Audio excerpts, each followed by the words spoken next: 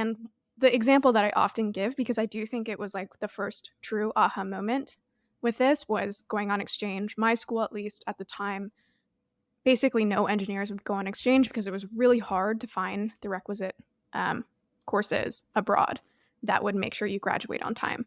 I ended up doing it. Long story short, I came back and I had this like new view of spending a year in Sweden and like seeing the world. And I came back and everything else was the same for everyone else. And I was like, what? And I remember looking back at just the fact that it was this one micro decision of just being like, oh, let me just go on exchange. Let me try this out.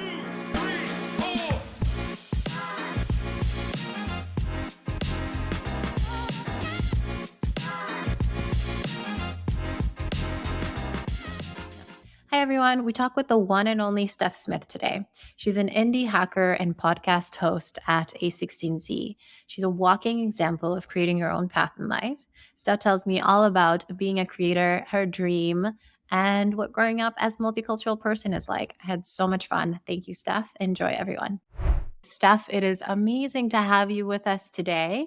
I like to get started with taking a walk back down memory lane and getting a sense of what growing up was like for you. I know you grew up in Canada and so eager to understand what some of those formative moments that made you into the person you are today. Yeah. I mean, I think one aspect of my childhood is that I grew up in Toronto, and Toronto is, a lot of people don't know this, but the most multicultural city in the world. I think it still is, or if it's not number one, it's definitely up there. And so I grew up also in a multiracial household. My mom's from Taiwan. My dad's originally from the UK. So I think that was pretty formative, just having a really diverse, whether it was in my core family or where I was living, a diverse set of experiences. And my dad was also the type of person to throw us into absolutely everything. So my friends often make fun of me now. They're like, wait, so you played competitive chess, but you also curled and played competitive soccer and like also did dance. And like he literally was like, let me just throw you into everything and see what hits. What sticks? Yeah, seriously. And so that was, I think, formative, where I just got a lot of exposure to things. I started many of those things not being very skilled at them. And then the few that stuck, as we said, I learned how to kind of ascend, a skill curve or really stick to something, which again, often I wasn't great at to start.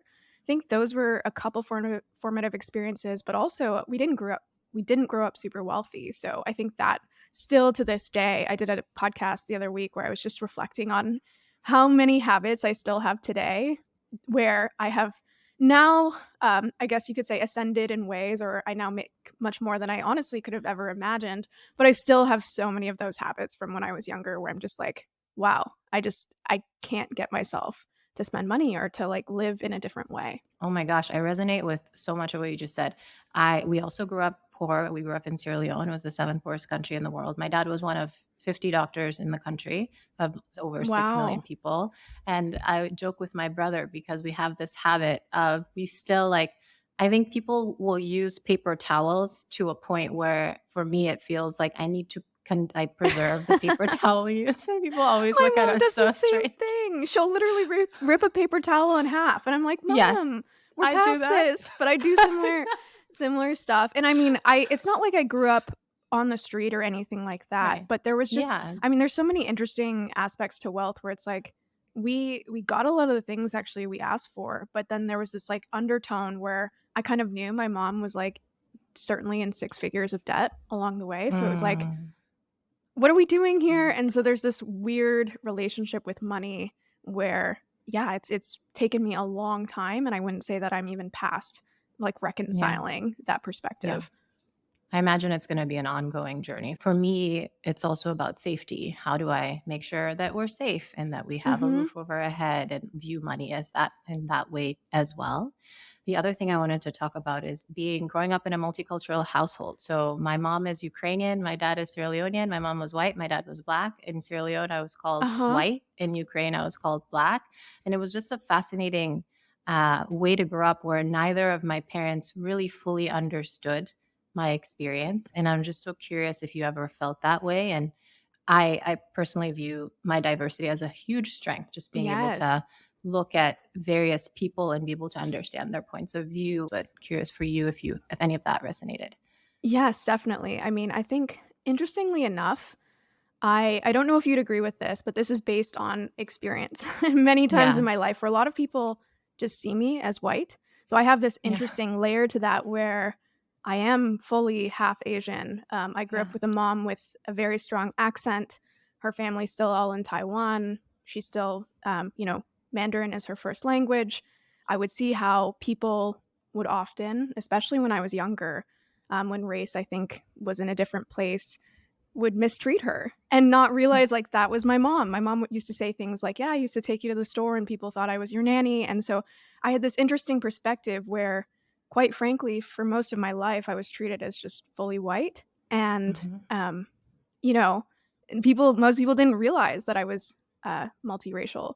But then I did get to see again that other perspective where I could see how someone treated my mom. And so, yeah, I mean, I think to your point, I think it was an experience that most people don't get. They don't get to see both of those lanes, and, Yeah. yeah, I'm really glad I got to see that, but it's also interesting, again, like, having the perspective where most people, in fact, I've been told, like, "My name is Steph Smith," like, I look, probably not as multiracial as I am, and so, it's also interesting to, like, have the perspective that people almost don't think I have the right to be multiracial, if that Oh makes my gosh, sense. that drives me so crazy. This like people imposing their own views on you.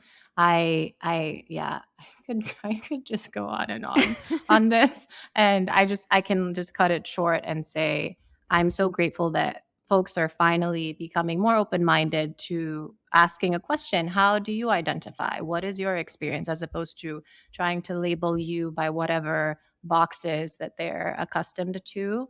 Mhm. And yeah, absolutely. I think it's just extremely sad to see the injustices and unfairness of how folks get treated because of how they look.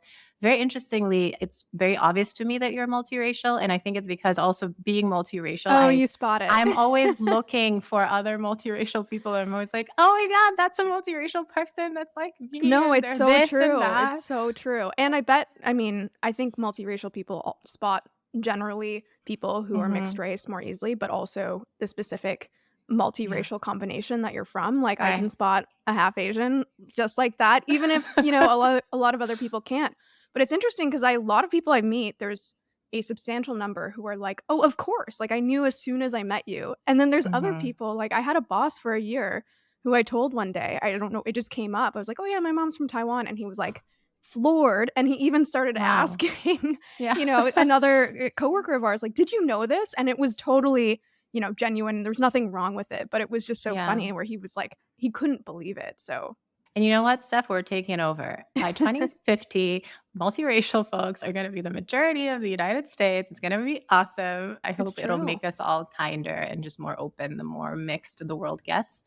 I think it's such a beautiful thing. Again, just for me, having both cultures, like African and Eastern European culture, and then Yeah. moving to the United States, it's just amazing being able to see all these different worldviews and be able to appreciate other worldviews and love of languages and culture and human beings and their Yes. experiences. So I'm so Totally excited agree. for where we're headed. Me too. Tell me about this. You played chess and you love soup.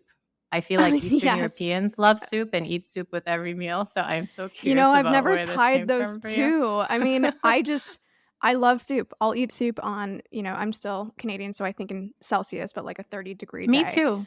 Yeah. Okay, great. Yeah. So yeah, I still can't do the Fahrenheit conversion. Me So too. someone's gonna have to Google that. But yes, I'll eat soup anywhere, all types of soup. But I think it's also because like I traveled for a long time and soup is just a distributed form of food, right? Like anywhere you Yeah. go, that culture will have a form of soup and it's often amazing. And it's often also because think about like every country has a set of spices or a set of Mm, herbs that is kind of part of their culture and it'll be in soup because that's kind of just like again like what anyone around the world if they need to create food that is probably not or other things won't stay good for very long. right. Soup, like in Vietnam, people make jokes that like the same place will be brewing pho for like months, like that same bowl because it stays good. So anyway, I love soup, and then yes, I played chess growing up. I Wait, played for before we like move to chess, what's your favorite soup? I mean, people are probably gonna judge me for this because it's such a simple soup, No, but I love miso soup. me I too. feel like when I go to, a Japanese buffet, I'll literally order 5 miso soups. So, Yeah, it's great. It's also great for your tummy, for your gut yeah. bacteria. So good on you. I agree. I think soup is just universally comfort food. In Eastern Mm, Europe, it's like every meal starts with a soup. If anyone doesn't know, now you know. Like every single, it's like, it'll be, like you said, like 35 degrees Celsius, heat of summer, and you start your meal with a soup. And I love it. yeah. Yeah, Okay, so sorry. no, you're good. In terms of chess, I played growing up. Like I said, my dad kind of threw us into things. He was the dad who was pretty good I at love things this. himself. I mean, a lot of people probably resonate with this, but like wanted his kid to live Right. the life or like live up to the potential that he maybe thought he could. So both me and my sister were thrown into chess pretty early. We had a chess coach that would come over, and we played in tournaments. We represented Team Canada when we were Wow. younger, and both of us quit pretty early. I think I quit when I was like maybe 12 or 13, Mm, but we were pretty good. So, yeah. um, yeah, that was Queen's a Gambit. Missed yeah. career here. I mean, it's funny. A lot of people, if they follow chess now, because it's had this kind of second wave, they might recognize the name Alexandra Botez, and she was on Team Canada with me. And so it is kind of funny, if people watch that movie like Everywhere All at Once. I'm messing Yeah. up the title, but that movie where you kind Everything of Everywhere see All at Once. Yeah. the different paths that you can Yeah. take in life. Because my dad threw us into so many of these things, I am like, "Oh, I can actually see Right. someone from that chess team and, like, what they ended up doing," and now she's a chess streamer, has, signed contracts with, like, esports teams, and so I'm like, "Oh, interesting Yeah. to, like, dwell on," but, yeah, I did that for years, and I think that was a great experience because chess is really, there's no gray area, if that makes sense, like, you win or you lose. You get better, you don't. Your rating goes up or it doesn't. And so it was a great practice to actually see if you spend a lot of time and dedicated effort, even at a young age, like, you will get better at something. And it was Mm. also a test where it's like, you can tell when you're not putting in the work. It sounds like it's great for discipline, analytical thinking, problem solving.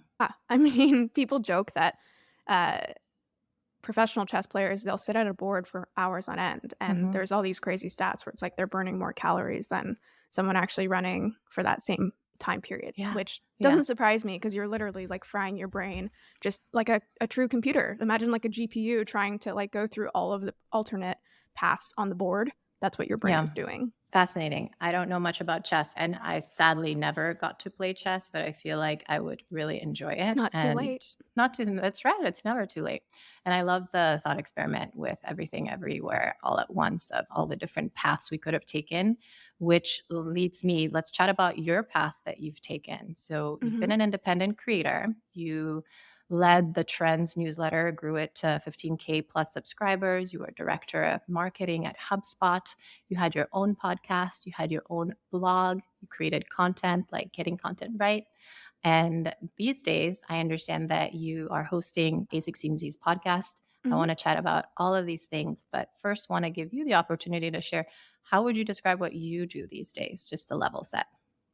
Well, it's funny because this new job that I have as of maybe like 6 to 8 months ago with A16Z is the job that I get the most questions about, as in when I tell people I'm a podcast host, they're like, "Wait, And what is that? what is that?" But also, even if they know what podcasting is, they're like, "Is that a full-time job?" And, like, just Yeah. there's endless questions versus before if I just told people like, "Oh, yeah, like, I work in marketing." There's not many Right. questions that follow on to that. So, yeah, I mean, I'm a podcast host, and prior to that, I worked in marketing for a while, and, I don't know, I never know how to explain what I do because there is so much of a, strange path that's led me here. There's not necessarily a very clear through line. I Mhm. would say that basically every job I've gotten since, um basically, including when I joined the hustle, was someone reaching out and seeing what I had done before or some work online and saying like, "Oh, I think what you do is really cool," or "I think you're smart," or "I think you're creative. I think we'd love to have you in this role." And so they're almost like inviting me into a new kind of role and seeing potential in me there. And so, yeah, I think that's what one of the reasons why there's not a very Yeah. clear path. Yeah. Also, so I feel like with podcasting, it's a really new, relatively new medium. Like this medium is Mhm. only going to grow. We're just scratching the tip of the surface right now. I think you see how people's behaviors have been evolving. More people are listening to it on a run while doing dishes, errands, etc. And so because of that, I feel like it's just new and it requires some more explaining as it becomes more and more of an understood job title, job description per se versus marketing. And then I so love that you've been just doing your own thing. One of my strong values that I hold is you're living your life for you. I feel like there are really no rules in life. Most things, everything has been invented or Yes. dictated by another human who probably isn't smarter than you are. Mhm. And so I love that you've been kind of playing your own game, making your own rules. I think we've got things in common on this path, right? We both studied Yeah. chemical engineering and didn't want to work in an oil rig. I know that we both work for ourselves. I just learned we both work with our husbands. Yeah. Well, to some extent, right? Like, when I work with him on side projects, but that's always fun because most people, when they hear that, they're like, "I could never." And I'm just like, I "Yeah, well, it's not always easy." it's not always easy for sure. He can be a big pain in the butt. He's very stubborn, but it creates lots of opportunities for communication and feedback. Yep. And I really think communication is the crux of a relationship. But it's such a blast. I think just spending time with the people you love and adore and admire, and getting to spend time with them every day. Yeah. Totally. But I wanted to set that context to bring up that not everyone goes their own way, and you've been really following a path, sounds like, of opportunities and projects and people that you admire. And how did you become that person, or were you always that person?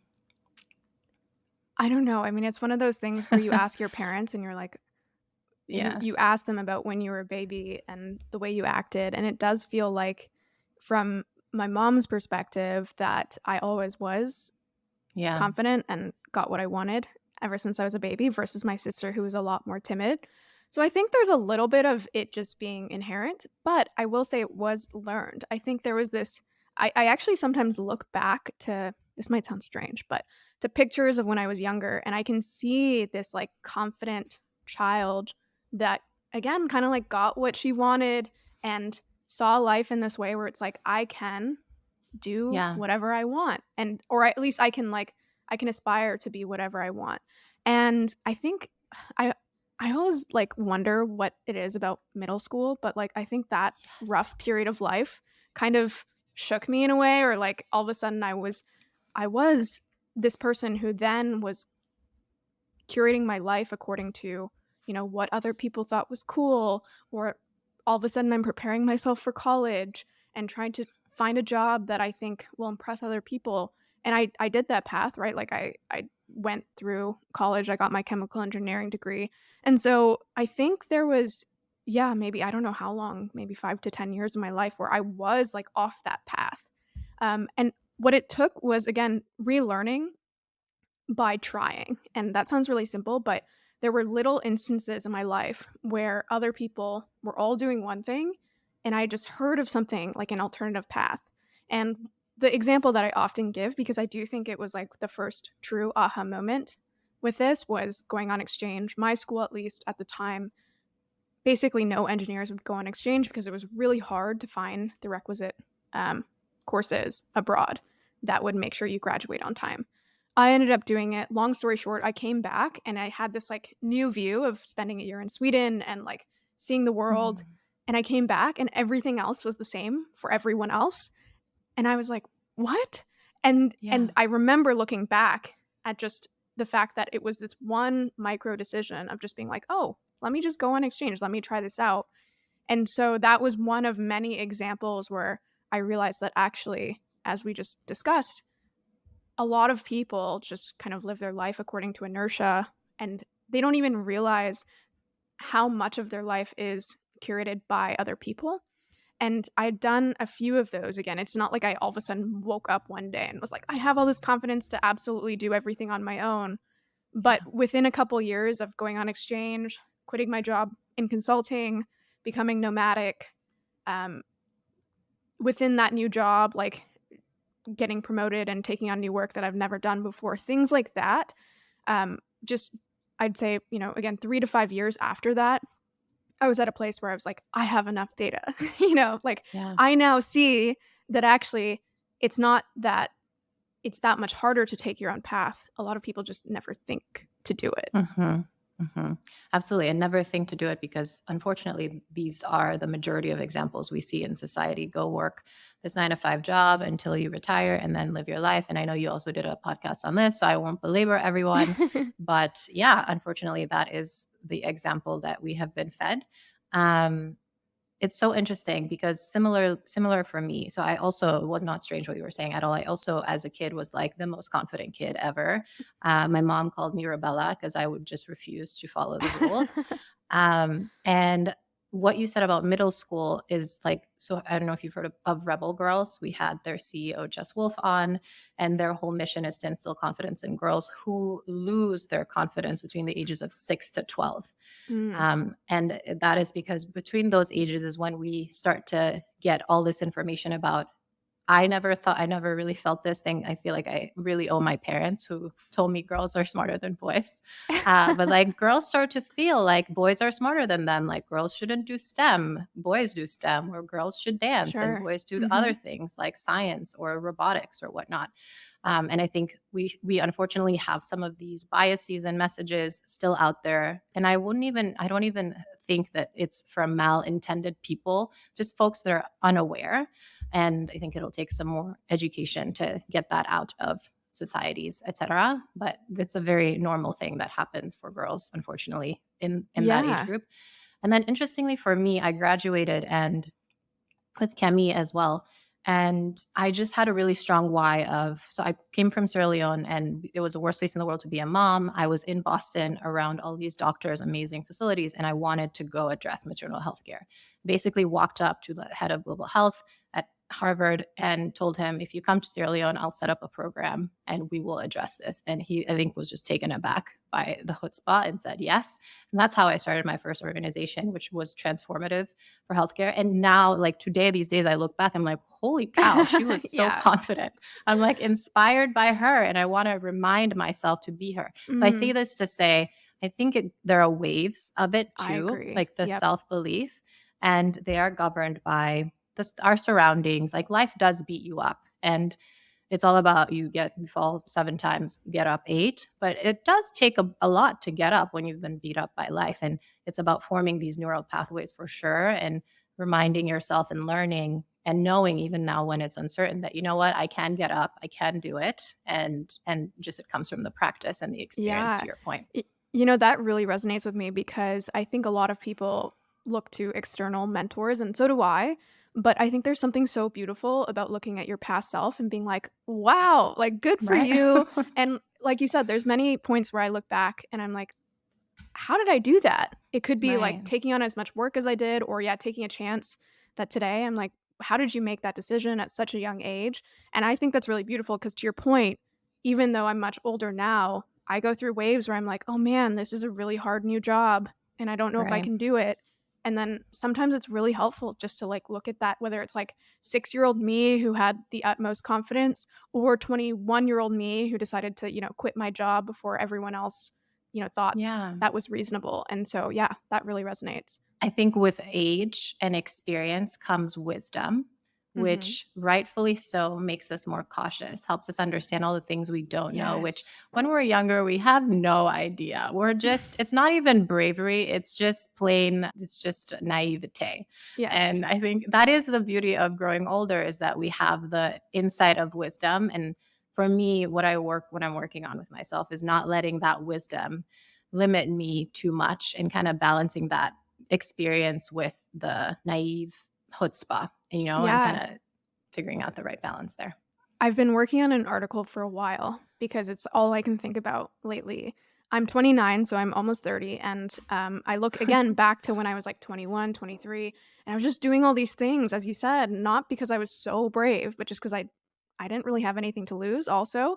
And the article is called The Joy of Inconsequence. It's just being in this space where there's zero expectations. If I write an article, there's zero Right. association with previous things I've written because I'm new to the space. I have fresh eyes. No one expects anything from me. And I've just over time built up this repertoire of like, a successful book, successful podcast. I've grown my Twitter following, and now everything I do, even something so micro like a tweet, it has this embedded pressure. And honestly, the pressure mostly comes from me, but there is this association with people view this differently than when I was just starting. And I love this idea of just, young people, they really have this like joy of inconsequence. No matter what they do, things are going to be okay. And no one looks at what they do with this frame of like, you should have known better, or this should be better because you have this Yeah. experience, or this wasn't as good as your last article. And so I'm trying to actually get myself back into that headspace of like, how do I bring myself back there? It doesn't matter if other people expect something from me. I just now want to do the things, just like when I was, 21, 22, 23. I just want to do the Yeah. things that actually excite me. Oh, Steph, it's a work in progress. I feel like it's a work Yes, in progress for everyone. Anyone that tells you they got it figured out is lying to it's our so true. faces. It's so true. And yeah, it's going to be a journey, and it's going to be the constant reminder. Yeah. I want to chat about entrepreneurship and solopreneurship in particular. So it Mhm. sounds like right now you're working with the A16Z team. It sounds like you have your partner, but just curious, what was solopreneurship like for you when you were writing, blogging? How are you handling it these days, even though you may have more of a team, and any loneliness hacks and just productivity hacks in general that you like to go to? Yeah. So, I mean, I think a lot of people probably think that I have, especially for a while, not so much lately, but when I was putting a lot of my own stuff out there, that, yeah, I had like people supporting me or this team, and I didn't ever really have Which is anyone. so impressive. Well, I mean, it's impressive, but it's also something where I'm like, as we You talked got about to these delegate. lessons, like I need to learn to bring more people on and Yeah. help me with that stuff. But yeah, I think another aspect is actually throughout my whole career from when I was like in that business consulting role until today, I've actually had a full-time job while I'm creating on the side. And that's actually Mm. been an interesting thing where a lot of people also will look to that and be like, why haven't you quit at this point? Why haven't you gone all in on your side projects? And I mean, I think I will at some point, but I actually find it really freeing. May sound counterintuitive to have these side projects which are separate from my full-time job because I've just seen so many people who go all in on quote unquote their Mhm. passion and it destroys it. Those things no longer become fun. Yes. Yes. You start to optimize them for, you know, being able to live off of those projects instead of just doing what you want and more importantly how you want to execute on them based on truly just what you're excited about. And so, I guess coming back to productivity, that also plays a role where I only work on these things when I'm excited. And so, I'm not Mhm. pressured every day to sit down and say, okay, actually, this side project, I need to make progress on it. And so, what that ends up looking like, at least for me, is these like there's a saying where it's like, work like a lion, not like a cow. It's Yes, like these yes. sprints where, Yeah. like the book I wrote that in, I think, around 7 weeks because I just had this idea. I capitalized on the idea. I got it all down on paper. And then I never thought about it again. And I think it's also part of knowing my own psychology, where if I let things drag on for long enough, I'll never do them, I'll never complete them.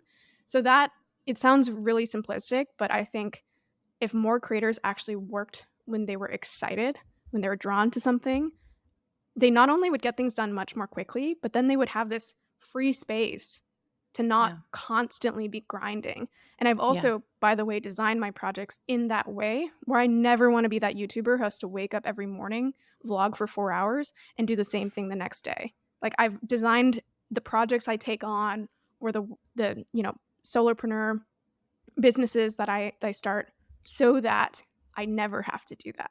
And so that was Totally. kind of a windy way to answer that question, but I think that's actually, if there's any takeaways is like again, designing your work so that you actually don't have to be constantly grinding, yeah, on those projects at least. It's a really important point. Important to manage your energy. I am so curious then, how are you spending your time these days? How are you structured?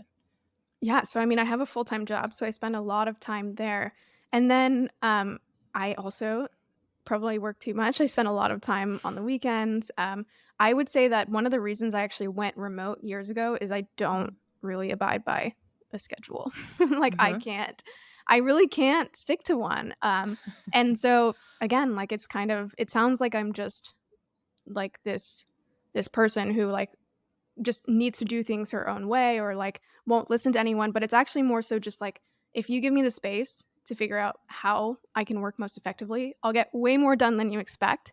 But it might be at like 2 in the morning, it might be on a Sunday afternoon. And so, yeah, I know it's not a great answer, but I really don't have much structure. In fact, I tried to reduce like the number of meetings or the number of fixed things on my calendar because I don't do well with them. Again, you're managing your energy. You're working when you're excited, which is when you're doing your best work, and you're in flow state then, and you can just knock things out. And you don't need to be working an 8 to 5. You can have a super productive sprint at whatever time you have it, and then you can do whatever else makes sense at another time. So then, to be clear, is your full-time job the podcast with A16Z or something else? And then Yeah, I'm it's just that. curious, okay. And then what is important to you these days in terms of how you're spending your time? Yeah, so I think there's again talking about this like pressure that builds up over time. I've had so Mhm. many people who are like, "When are you going to start your next business? When are you going to start like a big business?" I've Yeah. talked on a few podcasts about how I want to like, I mean, this sounds silly, but like be a billionaire or like create generational That's wealth. great. And so, um, yeah, I think right now though, as I'm still working at A16Z and have a full time job, there are a few projects that I'm just really excited to get out there, and they're small projects. They're not the road to like being a billionaire or anything like that. But again, they're things that like truly I like go to bed and I'm like, oh, I want to work on that the next day. Yeah. And so I can't share some of them yet because they are the kind of projects where I'm like, I haven't seen someone do this before. And again, they're small, but yeah, those are the kind of things that I'm optimizing for right now of just like, what am I excited to work on the next day? And then I think over time, like there will be an idea where I'm like, this is maybe this sounds extreme, but like the change I want to make in the world. Um, Yeah. this is like the mark I want to leave. And at some point, I do want to build something that I'm, you know, 5, 10 years down the road, maybe 20 years, maybe 30 years, I look back and I'm like, I'm really proud that I created this. I love it. And Steph, I'm an executive coach and Yeah. I coach women and multicultural folks and folks that are minorities. And so I'm really attuned to this. And I've been hearing you say, this may sound silly. I've talked on a podcast about I want to be a billionaire, or this may sound weird. I've talked about how I want to change the world. And I just want to say that it's not silly whatsoever. And I Thank you. want you to feel you have full permission to dream as hugely as you want, and you can do it. There's no reason why you won't be able to do it. And you've got tons of supporters along the way. You will likely fail along the way. Nobody gets there on one straight shot. Some people do. But Hmm. like you'll get up again and you'll keep going and you'll learn, and you've got tons of supporters, and it'll be an interesting ride. The journey will be fascinating, Yeah. and you'll get to wherever you want to go. And I feel like in those journeys, it's so important to understand what your why is, and that'll drive you through all the ups and downs and bumps along the way that come with building projects. And I'm so glad that you're not succumbing to the pressure too, and just doing the things that feel fun and exciting these days. Because Yeah. also, And to clarify on the billionaire thing, I think what you said is really important, but I think I think, you talked about your why. A lot of people are like, why? Like, why do you care about becoming a billionaire? And I think that is maybe just like an arbitrary yeah, mark. I don't necessarily need to have, that number right, of zeros. $1 billion, Right. right? But I think there is something really beautiful to having an amount of wealth where whatever you want to work on, and that, by the way, can be impacting change, not just for yourself, but for Mm-hmm. many others, you are able to do. You have the resources to do. And as we talked about earlier, coming from a place of extreme scarcity in the past, Yeah, having that and being like, oh, actually, I don't need to limit myself to these indie projects. Oh, I can actually hire 10 software developers and not have to right. do things myself and hack this thing together. I can think bigger. And I think wealth is a part of that. And so that's one of the reasons where people are like, why do you care about that name or that number? And so it's not so much that, but it's like as you talked about, like thinking bigger and getting excited about what change you want to make in the world. And I think that inevitably becomes part of the equation. And there's so much bravery too to thinking bigger past where you come from, past what you've seen growing up, and feeling like, you know what, I want that for myself. That in of itself is brave. And I also want to say that because I get really annoyed with this. It's not about everyone else and what they think about your dream. It's about you and your dream. Yeah, And hopefully, again, we start to get to that point where people aren't trying to label you based on their experiences, but they can listen to you and accept you for who you want to be. We're it's a work in progress. We're getting there, absolutely. but I'm really excited for you. Thank you. What are you learning these days? Is there anything you can share with us? No pressure if you can't. Absolutely. So I think, in the past, I've learned what people might consider more concrete skills, like learning to code. But these days, it sounds silly, but a it's been as much of a learning curve as something like learning to code, which is becoming a good podcast host. And that includes the like technicalities of how my voice sounds, how I speak, how quickly it is, but also it's you probably have experienced this. You get so much feedback and you also don't realize little minuscule things like, do I interrupt someone? If so, how do I do it? Do I talk about my own experiences or do I feed into more so what people want to hear from this guest? And when you are a listener to a podcast, you don't notice any of that because the best podcast hosts have mastered that skill. And so that is something that since I took on this job, it's not so much that I expected to be amazing immediately, but what I will say is it's been much harder than I expected. There are many more nuances than I expected. And again, like I'm focusing on both the technical aspect, but also like just how to interact with people more effectively. And maybe that sounds really clinical, but again, the best podcast hosts make it sound easy to the listener. And I think a lot of people, it's it's not easily apparent to them how difficult it is to create a really great podcast, especially when there's so many out there today. Hence a bit of the frustration with what do you do? You're a podcaster? What is that? Is that a full-time job? Yeah, well, I mean, I tweeted about this the other day. There are just some jobs. Podcast host is definitely one of them where a lot of people just think anyone can do it. And in a way, it's true, right? Like it is democratized. Anyone can start a podcast today, but it's also like the same phenomena where everyone's like, oh, I can manage my own money just as effectively as like, someone who has done it for 50 years. And it's like, yeah, maybe. And partially because, again, like you can technically do that. But I think there's just certain industries, certain professions that just sound way easier on the surface. And once you get Yeah. under the surface, you see this big Yeah. iceberg where you're like, whoa, this is not Right. what I realized it was. And FYI, same thing here. I'm constantly evaluating. It's like a constant conversation in my head. Do you interrupt Yeah. now? Do you share this? Maybe don't. Like, how do you like get into the next topic of the conversation? Right. And I think maybe the reason this job, and I mentioned like managing finances, is another example. There are certain jobs where there's no right answer. And that's why Yeah. it's even harder because as a podcast host, you'll sometimes get literally conflicting feedback, or at least I have. Some people are like, Yeah. I'm so glad you don't interrupt. And then literally the next piece of feedback is like, I wish you interrupted more. And I'm like, and that's just like one micro example, but there's so many cases. And I think ultimately what I've come to learn is simultaneously I can work to be better, but I can also realize that my podcast style, even my voice, for example, is just not going to resonate with some people. Everyone. And that's And good. that's why there's different podcasts out there. And some people love Joe Rogan. Some people hate Joe Rogan. Some people love Call Her Daddy. Some people think she's obnoxious, right? And that's okay, right? And so I'm having to retrain myself because other things I've done, it's like back in business consulting, I create a model in Excel and it's like there kind of is a right way to do that. And this is a role where I'm like, there actually is no correct answer. Right. It's almost like there is no right way to be you. You're just going to be you. It's Yeah. your way to be you. And that's what makes people love you and come back to listen to you. And it's almost like the more you try to hack and become something for everyone, the less successful you'll be. And Yes. it's a great thing to have some people that just can't stand listening to you and other people who love listening to you and rave about you and want to. So as you can hear, I'm also in this process and will definitely love to hear more for another time though. Yeah.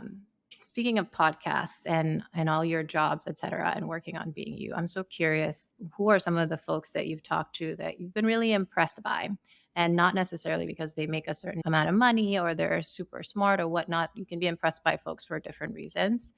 I'm curious what folks come to mind for you and what you've learned from them.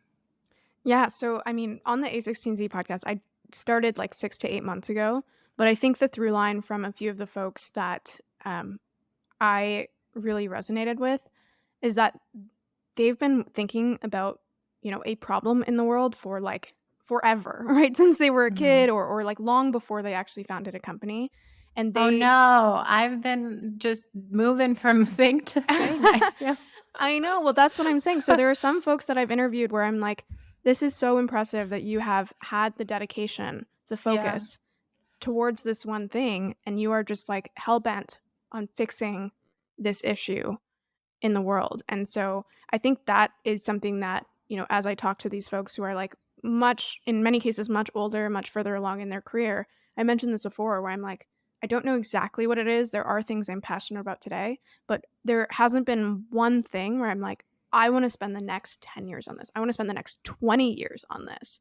And Yeah. so I think that's what I find really, inspiring about some of the entrepreneurs that, again, they're just like laser focused. Mhm. I mean, I think I tweeted this a long time ago, but and I got a lot of flack because anytime you mention Jeff Bezos, people are like, "Oh, he's a billionaire, he's bad." But I think it was when he stepped down from Amazon, and I was like, I think he had by that point been working on it for 31 years or something like that, and I was like, "Man, like regardless of what you think of him, 31 years. Like most Mhm. people don't spend more than 2 years on something. Probably the thing I've spent the most time on is somewhere around 5 years, right? Like so Yeah. 6x that.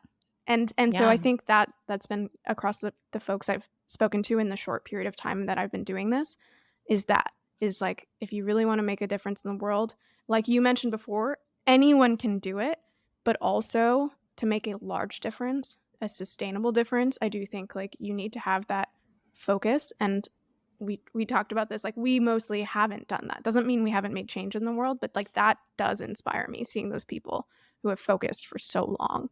Absolutely. It's huge. It's interesting that you bring that up. It feels like seeing something in others that you want to work on in yourself is something that you admire and are inspired by. What that brings up for me though is I don't necessarily think it's a bad thing to have been exploring. Like you have Oh, two yeah. types of people, right? You have like the one person who's extremely good at something and goes really deep and is super talented at that thing. Then you have other people who are generalists and can do other things well. And their strength is bringing a ton of perspective. And actually, I think there's a ton of value in merging these two types of folks together in the world and a ton of like opportunities there for both to exist. And it doesn't mean that one or the other is the right way. Again, there is no right way. But I have had this thought and I am gracious with myself about that too. And I do want to say that because I think a lot of folks our age, a lot of millennials who have been transitioning may feel guilty about things like that. And I feel like as long as you're learning and going after things you're passionate about, um, you're eventually pursuing growth and learning and Oh, improving, and you will absolutely. eventually find a way to be more impactful.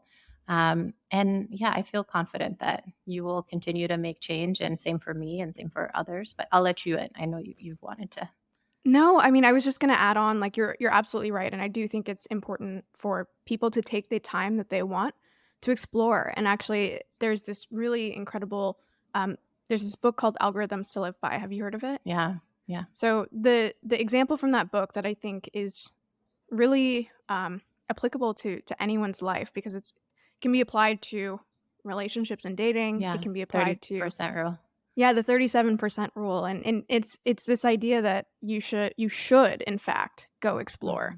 Mhm, And so if you like the example they give is with dating, but if you were to look at your life from the perspective of a computer science problem and you have this idea where you're not sure of when to settle on something or to explore further, that's like the conundrum that again applies to most things in life. Like when have you found something good enough to go deep with? And so with the example of the relationship, it's this idea where like let's say you have this time period where from like 18 to 30, this is just an mhm, example, you want to date, but also at some point by the end of that period, be with someone. Um, you're supposed to take 37% of that. Again, if you take the pure computer science problem hmm, route and apply that as your exploration phase, which is just, I'm going to go and meet a bunch of people, or again, if this is a job, I'm going to try a bunch of jobs, or if this is an industry, I want to go to a bunch of different, I want to try a bunch of industries. And at the end of that, you have seen a lot. But during that phase, that exploration phase, you're not supposed to settle down at all. You're supposed to explore. And then at the end of that, you have this remaining period where you continue exploring, but as soon as you find something that's as good or better than what Mhm. you explored during that 37% period, then you go deep.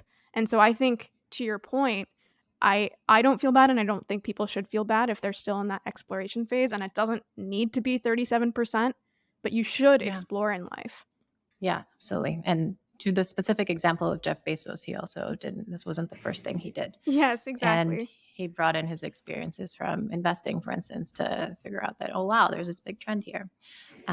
Speaking of like algorithms and data, let's talk about money. That's okay. Mhm.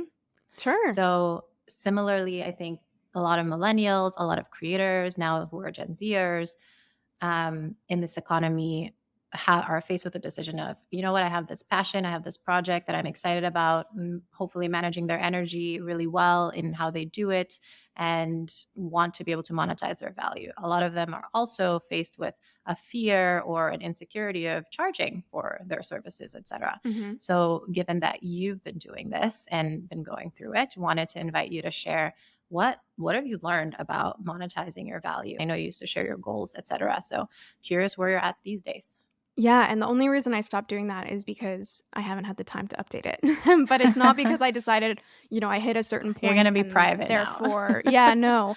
Although there's a whole dynamic to that, right? Where, like, again, this idea of joy of inconsequence, when you're making your first $1,000, people are jumping up and down for you. When Right. you're making your first $1,000,000, that changes. And certainly when you're making a lot more than that, you actually get probably an inverse reaction. But Mhm. coming back to learnings, I mean, people used to tell me this when I was first creating my own projects, and for the first like 4 or so, I didn't monetize at all. And I had this friend in Bali who just kept telling me, like, throw up a PayPal link, just like just add a button. And I was like, no, no, no, no, like this stuff isn't worth anything. And in that Right. case, maybe it wasn't. But when you do have something where you're having this debate with yourself, like, should I charge, and also how much? I think that's actually the perfect opportunity to get data and to Mhm. just accept the fact that you might not like the data. You might actually love the data that comes back, but you need that information. And so what I did with my book is, I think I tweeted something like, "Hey, would people pay $10 for this? I'm thinking of creating it." So I hadn't even created it. And a bunch of people said, "Yeah, yeah, yeah, I would." But some people also said, "Oh, you should totally charge more than $10 for this." And again, this was a point where, like many people, I was like, "Okay, well, you're saying more, but is that like $15? Is that $100? And also, are you like the only person who would be willing to pay that? Or is everyone Right. willing to pay that?" And so I did this thing where I like tiered my pricing, and people don't have to do exactly this, but find a mechanic where you can get the answers you need to feel confident in whatever you're doing. And also, by the way, whatever price you set isn't permanent. You can change it whenever.